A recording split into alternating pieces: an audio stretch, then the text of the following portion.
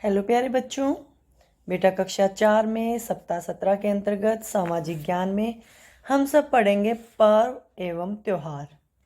ये बेटा आपकी जो पाठ्य पुस्तक है हमारा भारत, उसका ये पाठ है और सप्ताह 16 में भी हमने इसी के विषय में पढ़ा था।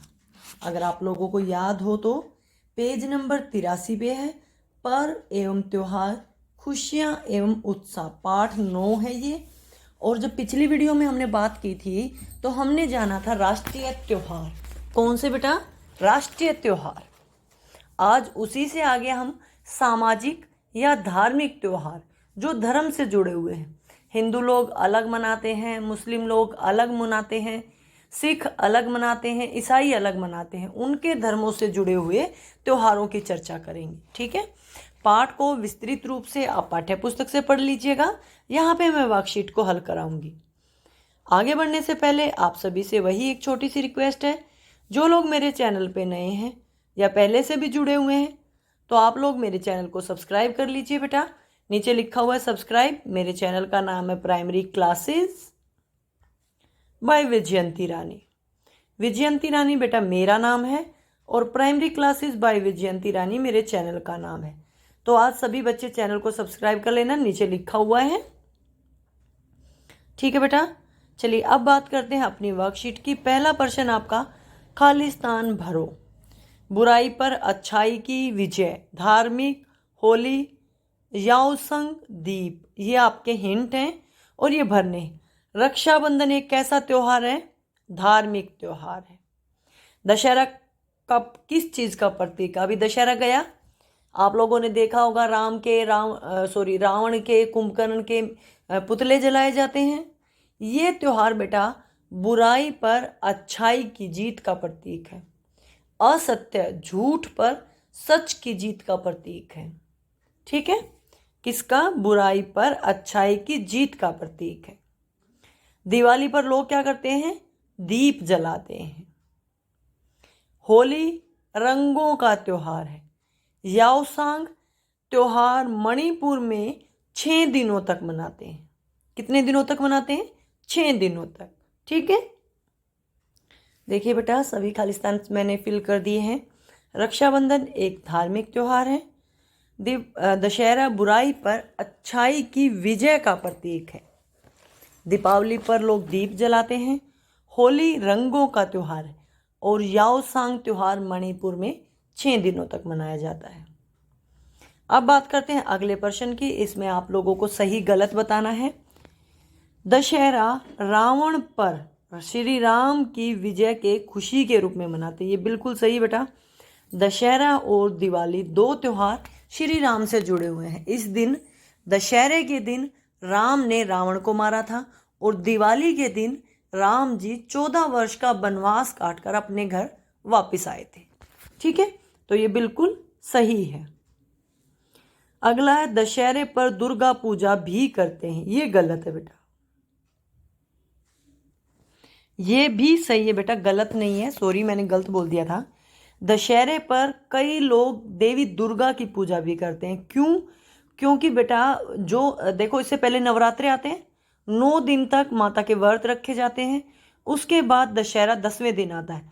तो ऐसा माना जाता है कि देवी दुर्गा जो है वो हमें ताकत देगी, हमें शक्ति देगी। इसीलिए इस दिन देवी दुर्गा की पूजा भी की जाती है। ठीक है, दीपावली श्री रामचंद्र जी के अयोध्या लौटने की खुशी में मनाते हैं। बिल्कुल सही बात। अभी मैंने पहली लाइन में आपको ये बताया था कि इस दिन वो अयोध्या वापस लौटे थे, दिवाली के दिन। दिवाली पर सब एक दूसरे को गुलाल लगाते हैं। ये गलत है बेटा। गुलाल कब लगाते हैं? होली पर लगाते हैं, दिवाली पर नहीं लगाते। गुरु नानक देव जी की जयंती गुरु पर्व के रूप में मनाई जाती है। ये बिल्कुल सही बात है। सिखों का पर्व है गुरु नानक जयंती और गुरु नानक जी से संबंधित है गुरु पर्व। गुरु नानक जयंती या गुरु पर्व एक ही बात है। 24 दिसंबर को क्रिसमस का त्यौहार मनाया जाता है। ये गलत है बेटा। 25 दिसंबर को मनाया जाता है। सिखों का प्रसिद्ध ईसाइयों का प्रसिद्ध त्यौहार है क्रिसमस डे। ठीक है, और ये कब मनाया जाता है? 25 दिसंबर को। ईद पर लोग मस्जिद में सामूहिक रूप से नमाज पढ़ते हैं। ये बिल्कुल सही बात है। ईद पर लोग मस्जिद में समूह में मतलब सभी लोग मिलकर क्या करते हैं, नमाज अदा करते हैं, है ना। ठीक है। ईद पर लोग नमाज के बाद एक दूसरे को गले लगकर बधाइयाँ देते हैं। ठीक है। तो ईद पर लोग मस्जिद में सामूहिक रूप से नमाज पढ़ते हैं। ये बिल्कुल सही है। हो गया यहाँ तक सभी का? सभी पूरा कर लीजिए।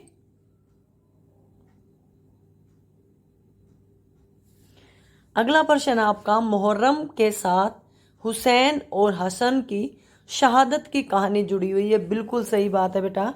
मुहर्रम के दिन हुसैन और हसन की शहादत हुई थी और इसको एक तरह से शहीदी दिवस के रूप में मनाया जाता है। होली के साथ भक्त प्रहलाद की कहानी जुड़ी हुई, ये भी बिल्कुल सही बात है। होली के दिन भक्त प्रहलाद की बुआ होलिका उसको गोदी में लेके बैठी थी, लेकिन भगवान विष्णु की कृपा से होलिका जल गई और प्रहलाद बच गया। तो ये जो कहानी है ये होली से संबंधित है, होलिका से संबंधित है। होली पर गुजिया नामक मिठाई खाई जाती है। ये भी बिल्कुल सही बात है। गुजिया कब आती है? होली के त्योहार पे आती है। ठीक है। अगला है, दीपावली पर्व के साथ कौन सी कहानी जुड़ी हुई है? आपके घर में दीपावली कैसी मनाई जाती है? दीपावली पर्व पर बेटा राम की कहानी जुड़ी हुई है कि इस दिन राम जी 14 वर्ष का वनवास काटकर अयोध्या वापस आए थे। ठीक है। और सभी हिंदू लोग दीपावली मनाते हैं। अब तो कुछ मुस्लिम लोग भी मनाते हैं। इस दिन घर पे दिए जलाकर त्योहार मनाया जाता है, लक्ष्मी जी की पूजा की जाती है। ठीक है। यही लिख देंगे इसमें। ठीक है बेटा। दीपावली पर्व पर श्री राम जी 14 वर्ष का वनवास काटकर, वनवास यानी जब उनको जंगल में रहना पड़ा था, वनवास वन में रहना, वनवास काटकर अयोध्या लौटे थे। तब उनके आने की खुशी में लोगों ने घी के दिए जलाए थे। तो तब से लेकर अब तक दीपक जलाकर लोग दीपावली मनाते हैं। अब उन्होंने पूछा था कि आप अपने घर में कैसे दीपावली मनाते हैं? हम भी ऐसे ही दीपावली मनाते हैं, यानी दिए जलाकर, और लक्ष्मी गणेश की पूजा भी करते हैं। लक्ष्मी जी की, गणेश जी की पूजा भी करते हैं। ठीक है। पूरा कर लीजिए आप सभी इसको। अगला है बेटा, रंगों के साथ जुड़ा हुआ त्योहार कौन सा है? इस त्योहार से संबंधित कहानी के बारे में लिखिए। रंगों से जुड़ा त्योहार कौन सा है? होली का त्योहार। और अभी मैंने आपको बताया था ना कि प्रहलाद जो है उसकी बुआ होलिका उसे अग्नि में लेके बैठ गई थी, क्योंकि होलिका को ये वरदान प्राप्त था कि कोई उसे मतलब आग उसको जला नहीं सकती। लेकिन बाद में क्या हुआ, होलिका जल गई और प्रहलाद बच गया, क्योंकि वो भगवान विष्णु का भक्त था। तो इसी कहानी के बारे में आपको थोड़ा सा लिखना है। ठीक है बेटा। रंगों से जुड़ा हुआ पर्व आपका होली है, त्योहार होली है। हिरण्यकश्यप की बहन होलिका। हिरण्यकश्यप कौन थे? प्रहलाद के पिताजी। ठीक है। तो ये वरदान प्राप्त था कि वह आग से भस्म नहीं होगी, मतलब आग में जलेगी नहीं। हिरण्यकश्यप ने आदेश दिया कि होलिका प्रहलाद को लेकर गोदी में लेकर आग में बैठेगी, और आग में बैठने पर होलिका तो जल गई लेकिन प्रहलाद बच गया। और ईश्वर भक्त प्रहलाद की याद में इस दिन होली जलाई जाती है, और तब से होली का त्योहार मनाया जाता है। ये कहानी इससे जुड़ी हुई है। आपको ये कहानी पता चल गई। ठीक है। अगला बेटा त्योहार बताना। ये रंगों का त्योहार कौन सा है? होली।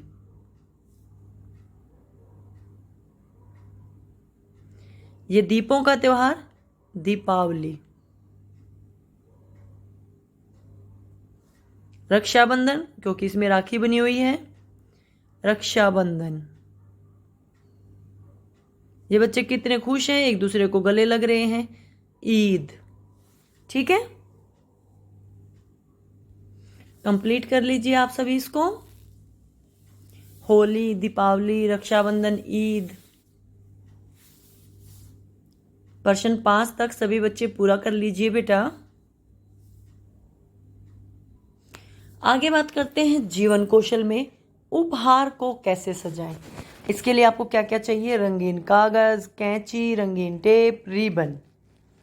आपको क्या करना है बेटा, कागज को मोड़ ले और आवश्यकता अनुसार कागज को काटे, यानी जो आपने गिफ्ट लिया है उसको अच्छे से पैक करने के लिए उसके ऊपर रख के माप के काटे।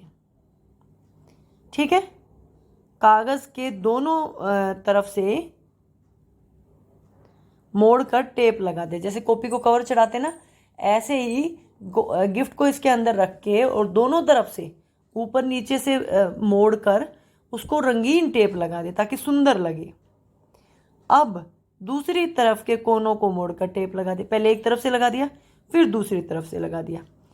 चारों तरफ से कोनों को मोड़कर टेप लगाए। पहले दो तरह से हो गया, अब तीनों तरफ से मोड़कर टेप लगा दिया। उसके बाद उपहार को रंगीन टेप पर रिबन से सजाएं। मतलब इस तरह से आप उस पर रिबन से सजा सकते हैं। ठीक है, आपको आज क्या सीखा हमने? उपहार को कैसे सजाएं, उसको कवर कैसे करें, सुंदर कैसे लगाएं। ठीक है, आगे बात करेंगे संस्कारशाला की। बात करते हैं संस्कारशाला की छोटी छोटी मगर बड़ी बातें। देखिए बेटा, आज का हमारा सुविचार है, जब आप बात करते हैं तो आप केवल वही दोहरा लेते हैं जो आप पहले से जानते हैं, लेकिन जब आप सुनते हैं तो आप नया कुछ सीखते हैं। इसका क्या मतलब है कि जब भी आप कुछ बोलते हैं तो सिर्फ अपनी बातें बोलते हैं, लेकिन जब आप सुनते हैं तो कुछ न कुछ नया आपको सीखने को मिलता है। ठीक है, तो इसीलिए बोलने की बजाय सुनने पर ध्यान दें कि सामने वाला कह क्या रहा है। क्या खाना पीना है आपको? अपने आहार में अंकुरित दालें, चना शामिल करें क्योंकि इनमें प्रोटीन की मात्रा बहुत अधिक होती है। और इसके लिए मैंने आपको 2 वीडियो बनाकर दे दी हैं, आप मेरे चैनल पर जाकर देख सकते हैं कि अंकुरित दालें कैसे अंकुरित होती हैं और अंकुरित चाट कैसे बनाते हैं। दोनों मेरे चैनल पर उपलब्ध हैं, आप जाकर देख सकते हैं। गतिविधि में परिवार के बड़ों की मदद से अंकुरित सलाद बनाइए। ये भी मैं आपको सिखा चुकी हूँ। अंकुरित सलाद हो, अंकुरित चाट हो, अंकुरित भोजन हो, बात एक ही है। क्या खेलना है? अपने परिवार के साथ अंताक्षरी खेलनी है। और अंताक्षरी जरूरी नहीं कि हर बार गानों वाली हो, उसमें कोई भी चीज हो सकती है। जैसे शब्दों की अंताक्षरी, इंग्लिश के शब्दों की अंताक्षरी, पहाड़े की अंताक्षरी, गिनती की अंताक्षरी, जो भी हो, जरूरी नहीं कि वो गाने से संबंधित हो। अच्छी अंताक्षरी परिवार के साथ मिलकर खूब खेलिए। आपकी दैनिक दिनचर्या वही है, माता पिता का अभिवादन करके दिन की शुरुआत करें, दांतों को दिन में 2 बार ब्रश करें, प्रतिदिन स्नान करें, खूब पानी पिए, संतुलित आहार लें, अपने चेहरे को छूने से बचाएं, बार बार हाथों को धोएं, अपना गृह कार्य समय पे पूरा करो। जो आज आपको काम मिला है जल्दी से इसको पूरा कर लो, बहुत आसान काम है, जल्दी हो जाएगा।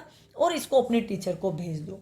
ठीक है, उम्मीद करती हूँ सारा काम आप लोगों को समझ आ गया होगा, वीडियो भी समझ आ गई होगी, काम भी पूरा हो गया होगा।